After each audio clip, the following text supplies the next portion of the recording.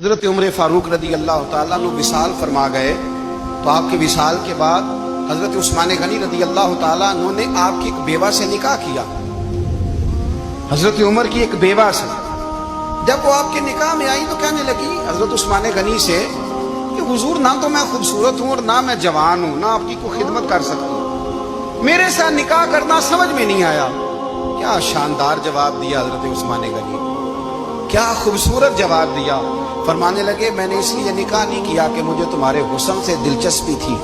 یا تمہاری خدمت کی ضرورت تھی،